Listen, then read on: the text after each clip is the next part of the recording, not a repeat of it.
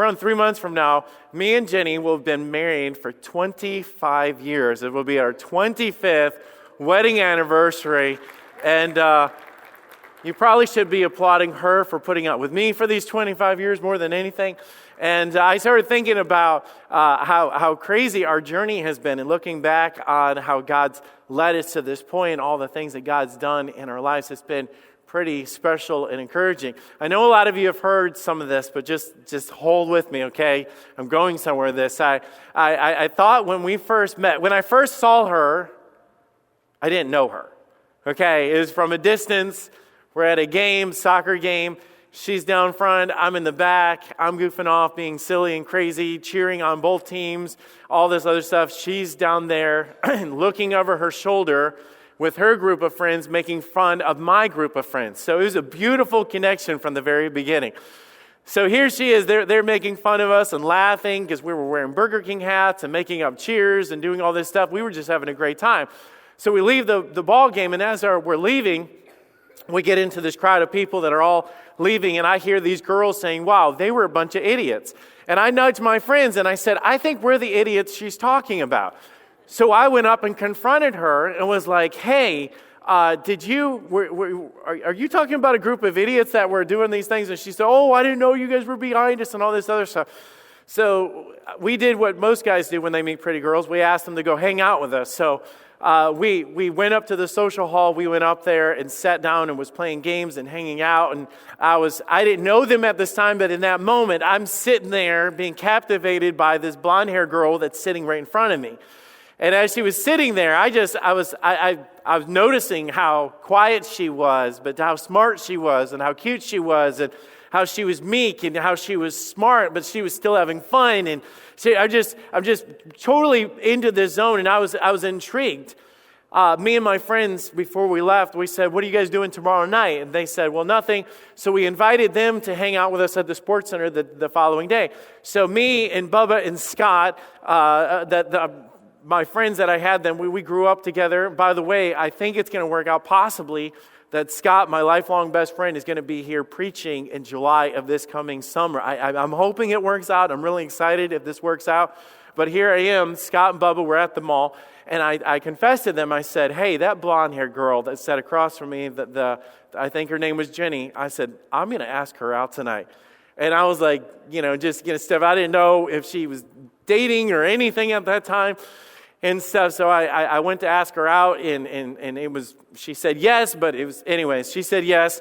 And she didn't hesitate. I mean, she was in love with all this, okay? I mean, how could she turn all this down, okay? So here, I asked her out, then we had, the next day, I was like, what are you doing tomorrow? And what do you do for lunch? And when's your free period? And what are you guys doing next weekend? And I was just totally captivated by this girl. I wanted to get to know her. I wanted to be around her more. Here's the thing. Nobody had to ask me to do it. I just wanted to experience more of what I knew of her. I was seeking after her. I was going after her, and I wanted to know her in this way. I would ask her questions like, when's your lunch tomorrow? And she'd be like, I'll have lunch at 11 or whatever. I'd go looking for her in the cafeteria. Now, you might call that stalking, okay? And the restraining order said that too, but I called it love, okay? There's a difference there. But I was totally seeking her out, and the more I got around her, the more I fell in love with her, the more I discovered who she was. I was seeking to have a relationship. Now, here's the difference. I had an initial conversation. I met her up front. I talked to her and got her to know her name. But after that, I kept going back to know her more and more and more. There's a difference between talking and seeking. There's a difference. It's an endeavor, it's a journey, it's a quest.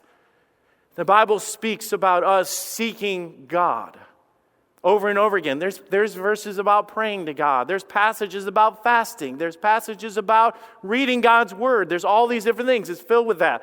But then we get into this segment that the Bible talks about over and over and over again, seeking the Lord. Isaiah 55, the Bible says, seek ye the Lord while he may be found. Call upon him while he is near. It's an illustration that we can understand. If there's distance between us and God, or there's a girl that I see and I think she's pretty, I want to get to know her. I want to be around her. I want to experience her. I want to see her again. I want to know as much as I can about her. Seeking after.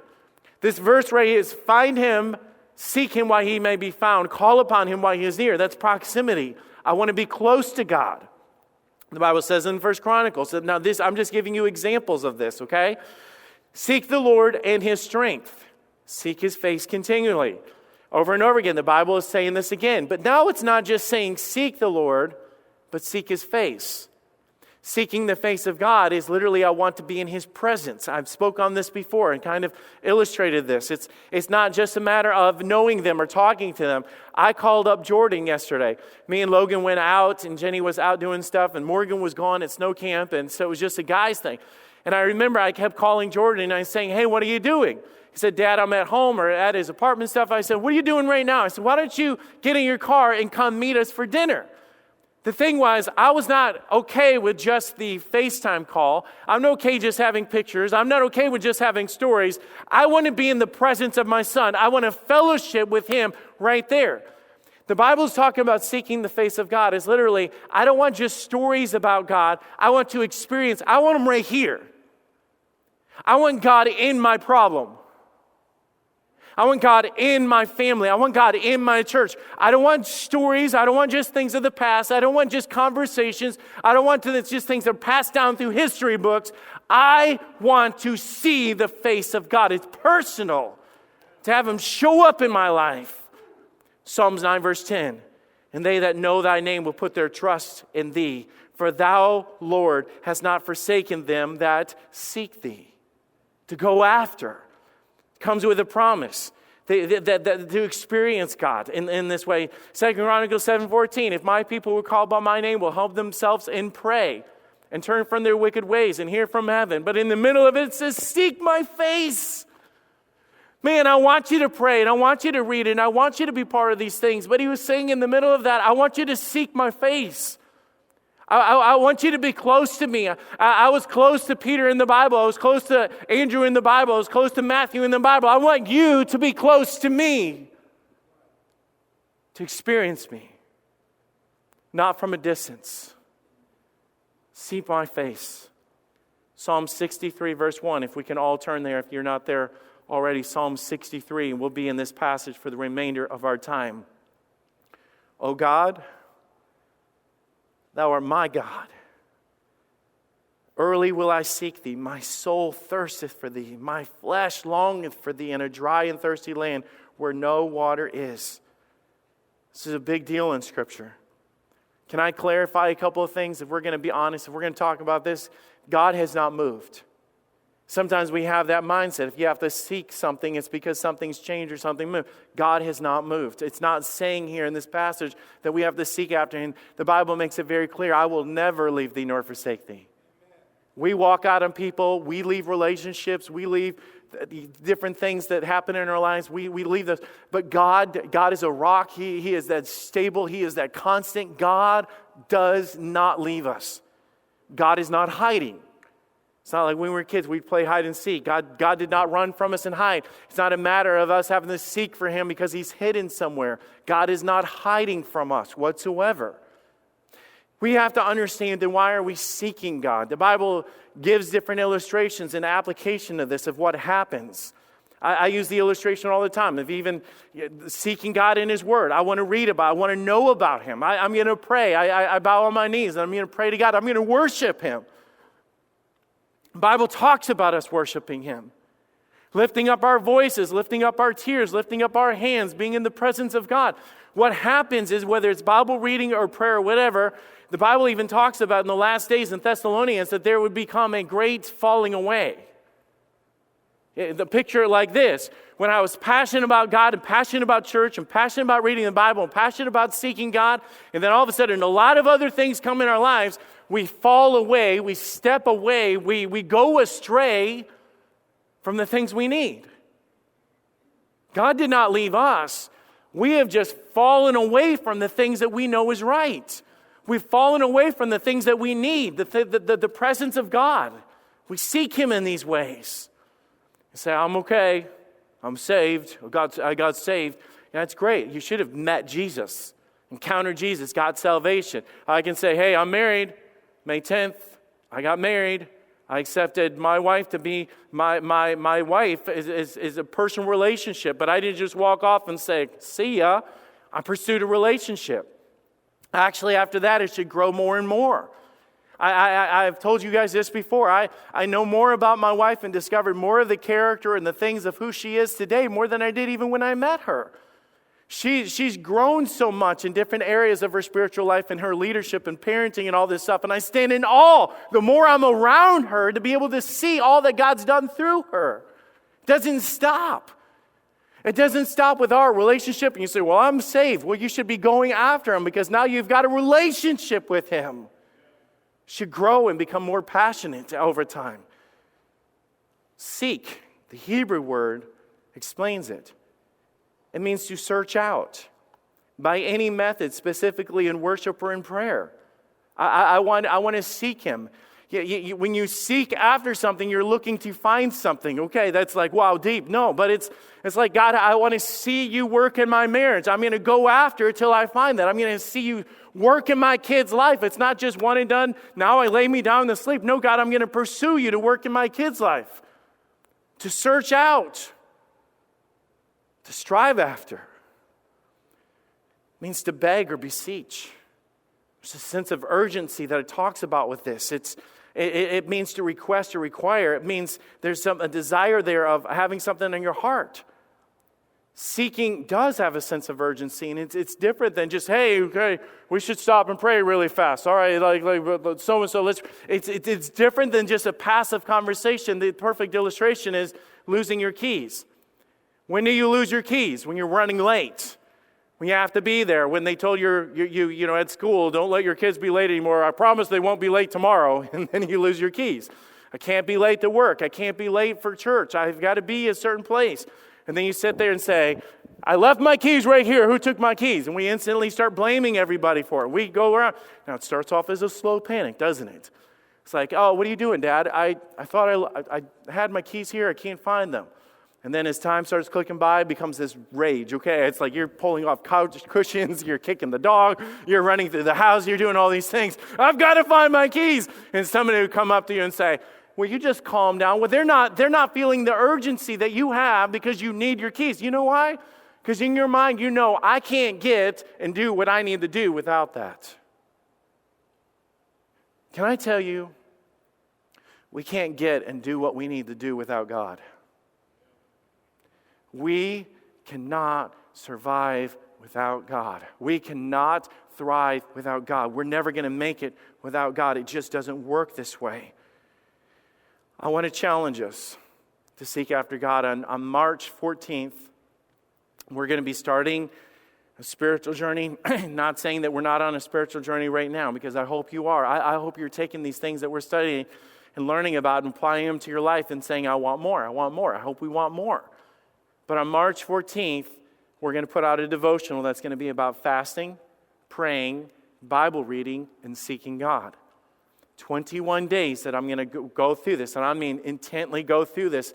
You with your family, you by yourself. It's a personal revival in your heart that we're going through. I just want you to prepare yourself now. I'll be preaching and teaching, leading all the way up to it. But I want you to plan. I'm going to get one of the devotionals. I'm going to set aside time, and I'm going to seek after God. I don't want to just preach this message. I'm going somewhere with this.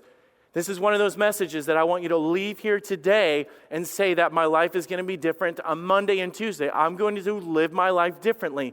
Let me explain how this works. If you're serious about seeking after God, then this is what we need to know.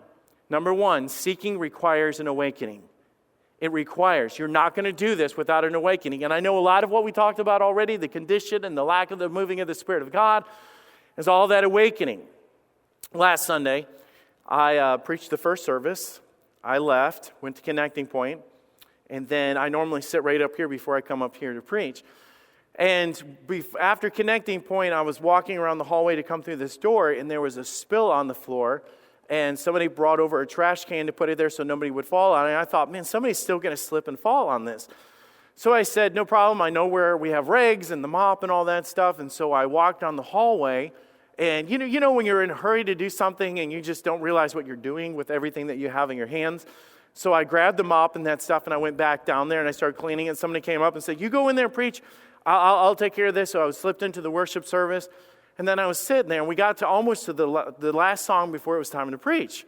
And I just looked down to, grab my notes and my Bible, and all of a sudden I thought all my stuff was gone. And I'm thinking, I cannot preach without my Bible. I need my notes. So here I am going straight from worship to darting out of here like a madman. And I am thinking, I've got countdown like so many minutes that I have to make this happen. So I'm running around. I run back to Connecting Point. Did you see my notes? Do you see my iPad? I was like running back to the hallway, going around to all the information desks. I'm sweating. I'm feeling the pressure of this. And all of a sudden, I think, I grabbed that mop. I went back there. There it is, right there inside the janitor's closet on there. So I grabbed it, made it back inside here. But when I sat there and I'm thinking, everything is okay, everything's okay, everything's okay, it's not okay because I'm missing something. There's an awareness. There's got to be an awareness in our generation when we realize something's not clicking with me as a parent. When God said, I'll be your strength, I'll be your supply, I'll be your help, I'll be your peace, and something's missing, there should be an awareness. If God ordained marriage and God brought us together to be united and stronger together, and we're struggling in our marriages and we're talking about divorce and falling apart, something is wrong, something's missing. There should be an awareness.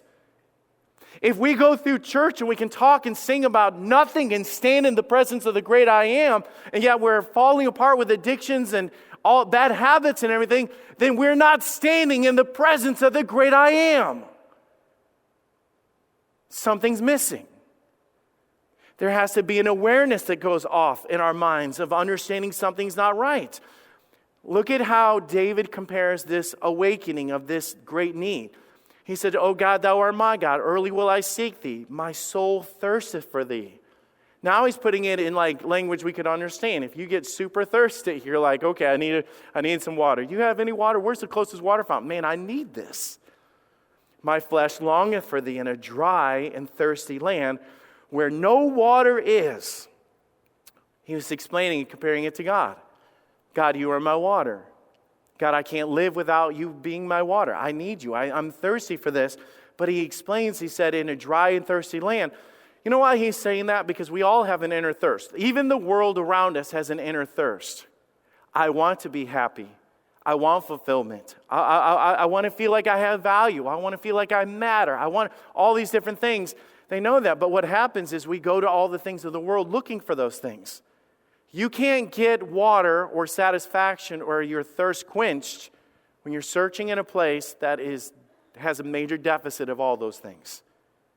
You're not going to find self-esteem looking to social media. You're not going to find fulfillment in relationships when Jesus was created to be that fulfillment in our relationships. You're not going to find help to fix your marriages in a self-help book or Dr. Phil.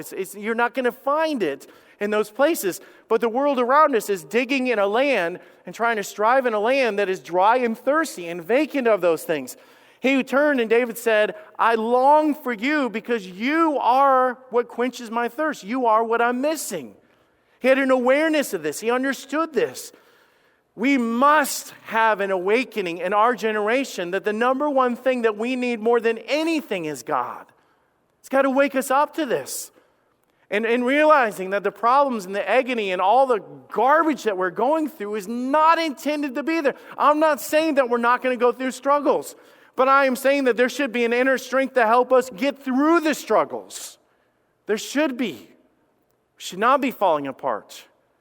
He said, O God, thou art my God. Early will I seek thee. My soul thirsteth for thee. My flesh longeth for thee in a dry and thirsty land where no water is. There must be an awakening, but there must be seeking. He says, early will I seek thee. It's seeking God as a pursuit. It's an action. If I was to sit there and say, my keys are gone. Okay, what are you going to do? I don't know. It'll be fine. It will work out. No. If there's something that I need and I know that is missing, I have to rise up and pursue it. It's an action. And a lot of times talk is so cheap that we talk about all these things that we need, but we don't pursue it. David had this awareness of this, and he turned into action. He used the word seek. I'm going to pursue you, God. I'm going to knock and keep on knocking. I'm going to ask and keep on asking. I'm going to seek and keep on seeking. I'm going to go after this. I'm not going to stop. And sometimes we're so quick to give up. It's like, well, this isn't happening or whatever, and we give up so fast. It's that David was saying, I'm going to seek. And if you knew the backstory of what was going on, he desperately needed help from God. So let's just be real, okay?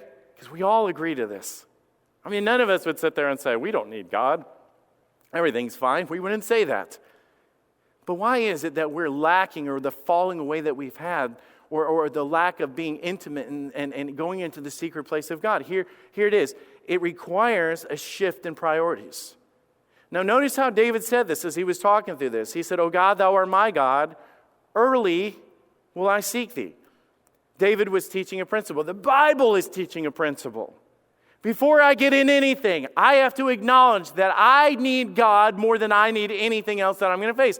God must be first, early. God, I'm going to seek you before. This is what happens before things fall apart. It's like, oh, everything's falling apart. Have you pulled God into it? I started to pray. We put God at the tail end of our problems. And we wonder why it's not working. God doesn't want to be the plan B and C. He wants to be the beginning of it, at the beginning of our problems. God must come first. A lot of you guys struggle with the same problem that I have, and I think we should just be real with it. I can't function during the day without coffee. Can anybody back me up on that? Okay, all right, some of you are lying right now. You have the idea that I can quit anytime. You are lying in church. I can't, Jen can tell you, I don't function well without coffee. I don't.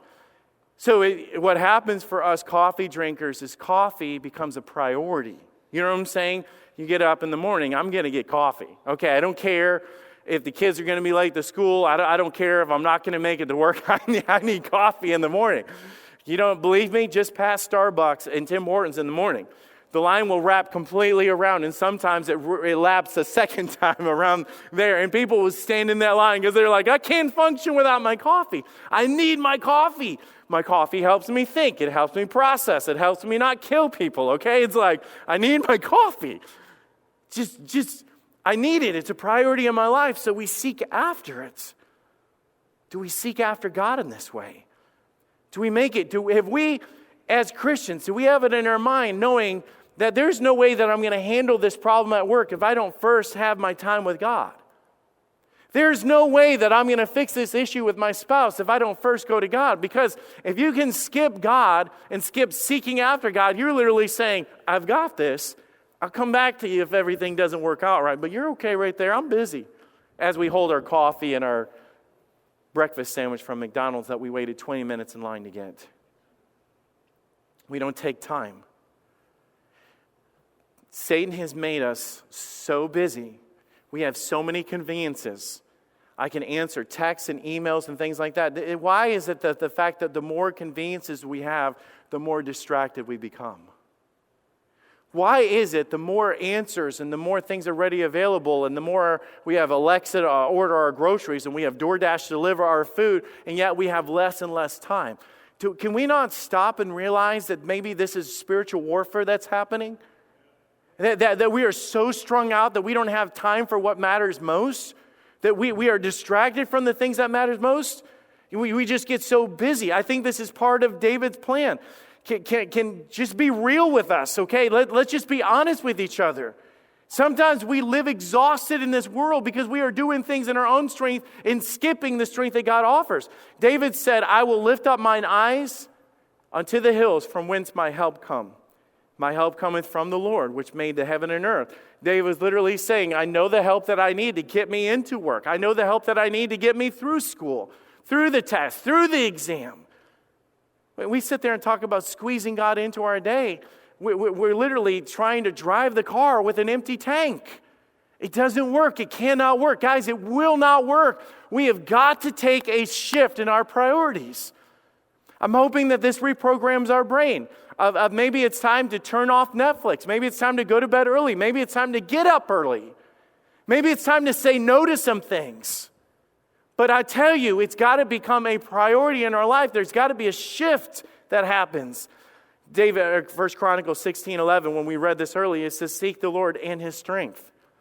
Do you know what I get when I find that I'm spending time with God? When I'm seeking after God, I'm going to Him as the help. Big surprise, I get help. God says, I'll be your portion. I'll be your answer. All these, you're going to find what you're looking for when you seek after God. That's why He said in Psalm 63:1, early will I seek you. I need you more than I need coffee. God, I'm not going to make it through the day. I'm not going to make it through work without you. I'm not saying that sometimes we get so rigid and legalistic with this thing. I'm not saying that the first thing when you hit the ground, but I'm saying before you make it through life, before you make it through problems, we better make a priority saying, God, I need you more than I need anything else. But it also requires action. You know, I realized January, February, and there's a big theme of these months that happen right now. Christmas, Thanksgiving, it's all the decorations and decor. January 1st, you know what hits all the shelves? Exercise equipment. Because everybody's sitting there going, this is going to be my year. You know, saying, I've got goals. I want to buckle my pants. You know, I've got goals. I want to see my toes. You know, I mean, we have all these goals in life. You know, I'm going to make a change. This is going to be my time. So everybody has these great intentions. You know, it's like I'm going to work out more. I'm going to join the gym membership. Go to the store. Honey, what are you doing?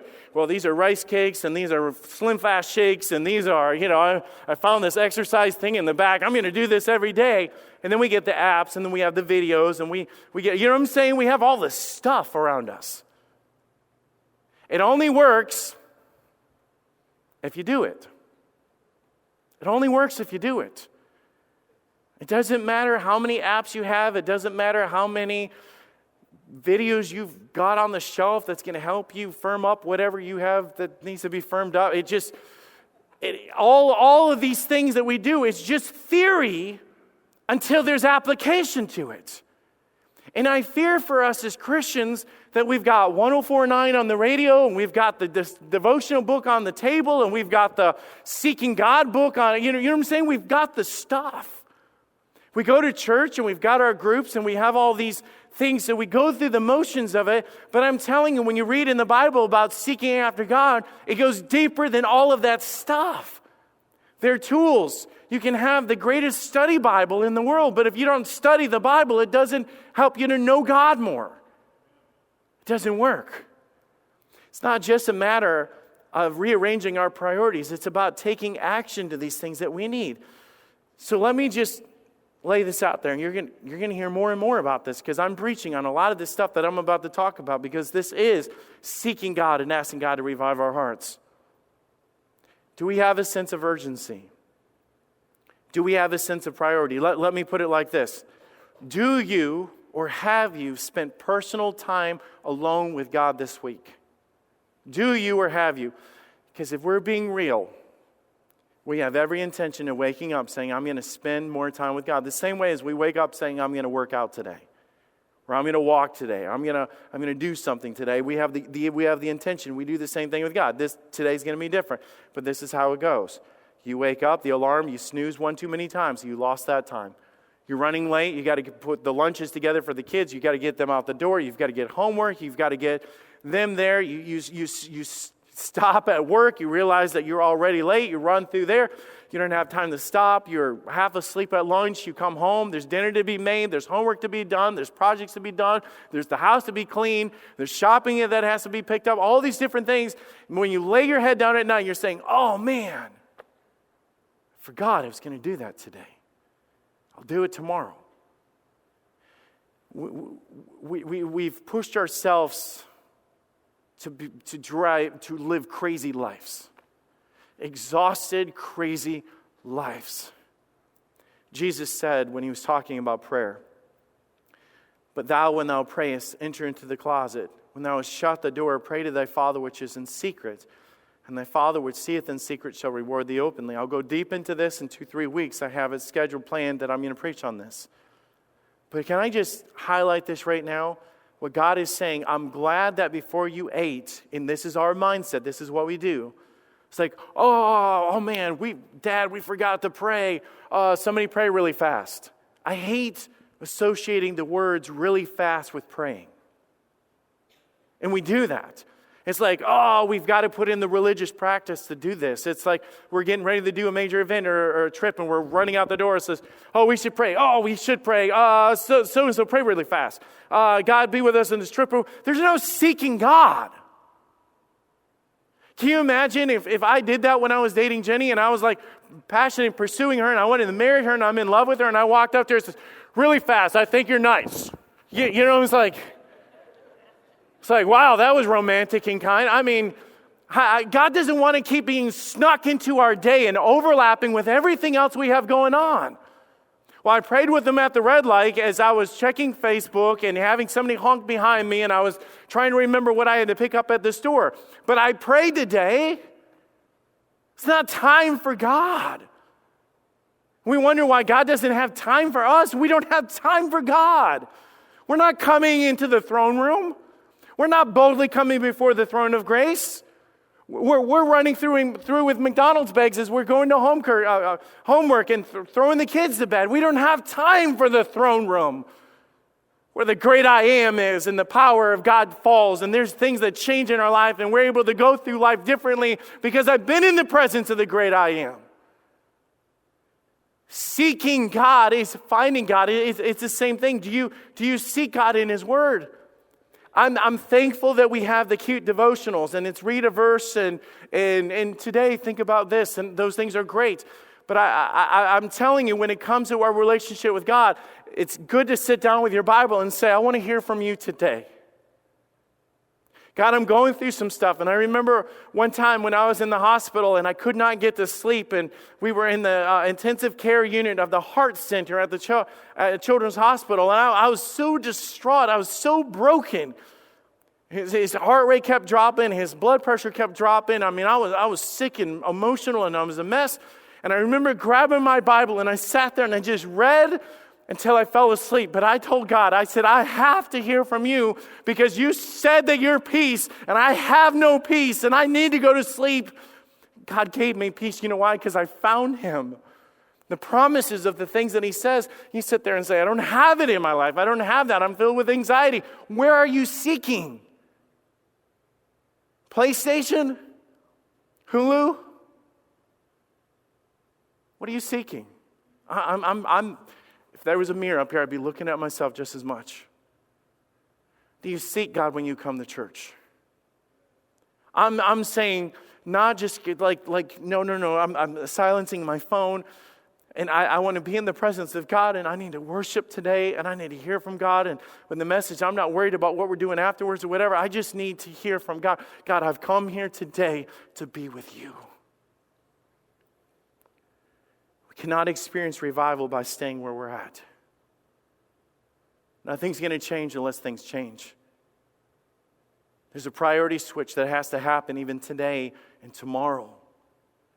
The shut the door thing is like, I'm going to shut the door. It's like I'm going to go to that secret place. I'm going to shut the door and I'm going to be in there and say, God, it's just me and you. And I have a lot on my heart, and I'm so burdened, and I need to talk to you. And I can't even say this to everybody else because they think I'm crazy. God, I know that you already know my heart. And all of a sudden, in that secret place in the Most High, you're able to connect with God. Here's the promise, and ye shall seek me and find me. You will define what it means, not sing about. You'll find what it means to know that God is the great I am. You'll discover, you'll experience what it means that God is your portion. You'll experience to mean what God said, that I have the words of life. You'll find what that means, not just in theory. When you shall search for me with all of your heart. Now let me explain something. There's a semicolon in this passage.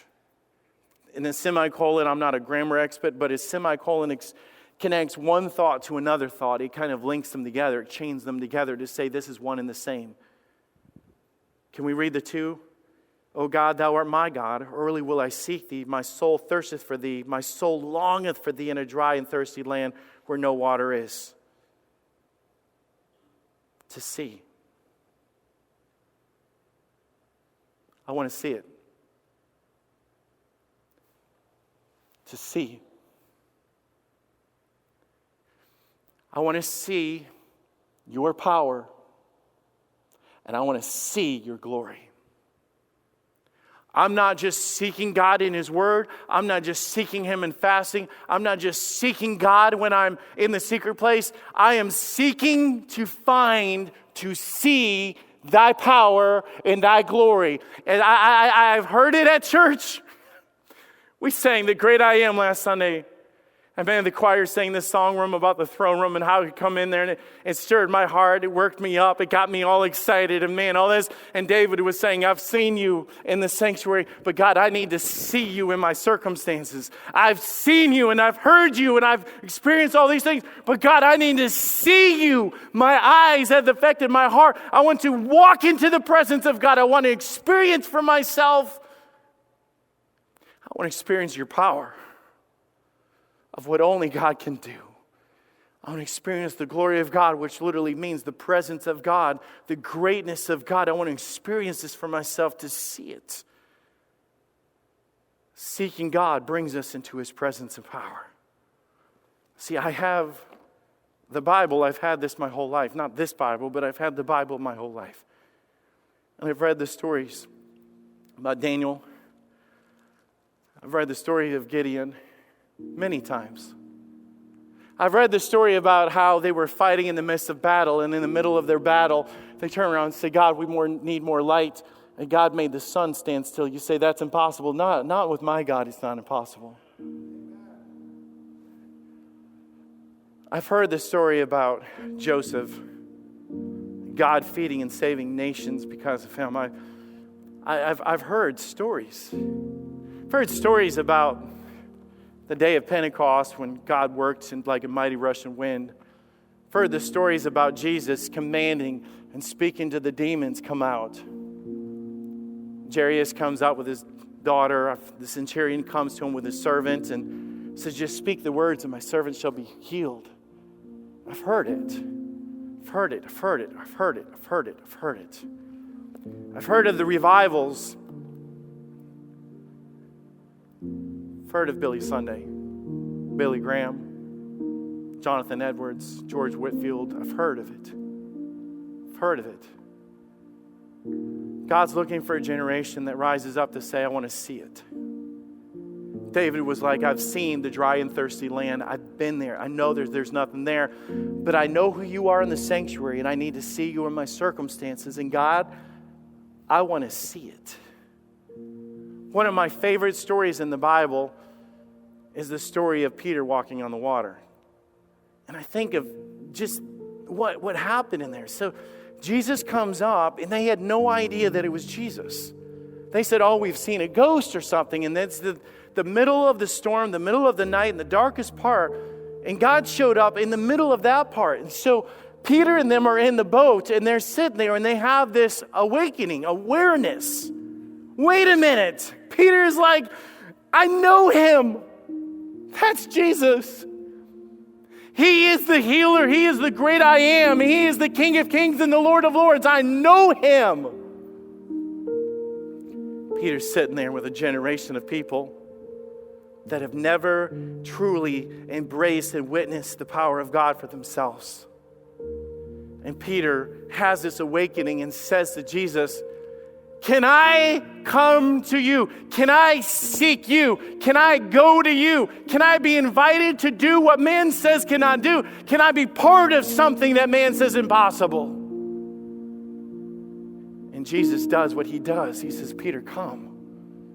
Can you imagine all the other disciples as they're sitting in there and nudging one another and says, Peter, I don't know if you know this, but people don't walk on water. It's not a thing. It doesn't work that way. Peter, he's getting over that boat, and he says, but he said, I can.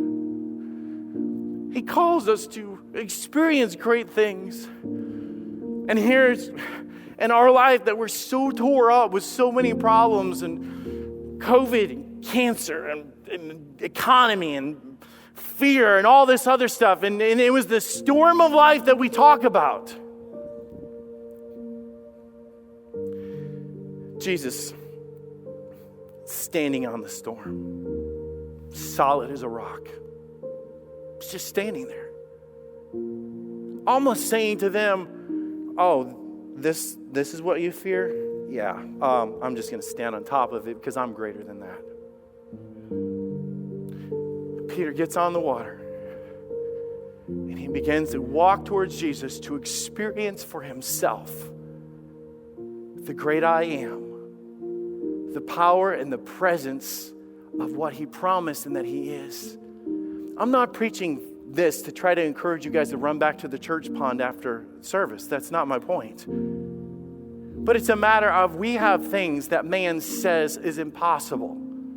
You don't walk on water. You don't drop the walls of Jericho. You don't walk through the Red Sea. And I'm not trying to overdo this of saying that we're trying to relive the Old Testament. But I do know that I have problems that live in today's generation. And we can sing about the great I am, and we can get all excited about these songs. But God's waiting for us to be like the Peter and say, come on, let me show you. Let's see it for yourself, experience for yourself. But you're only ever going to do it when you seek God to get out of your comfort zone, to get out of that spot and say, I'm doing something different.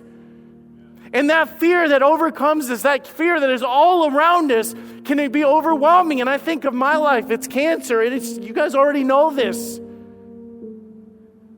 June 28th, they introduced our family to Logan's cancer. I want to introduce his cancer to the great I am. I don't know what the future holds, but I can tell you this. I'm not going to stay in the boat. And I'm sure everybody thought that he was crazy getting out of that boat. The fact that Fellowship Baptist Church is praying and crying out for revival, then let me be crazy then. Because only one dude walked on water. Do you know why? Can I go to you? And God said, come, and he went. And everybody else can sit in the boat and talk about it. But only one of them got to see it. The one that sought after God. I'm not staying where I'm at. I want to see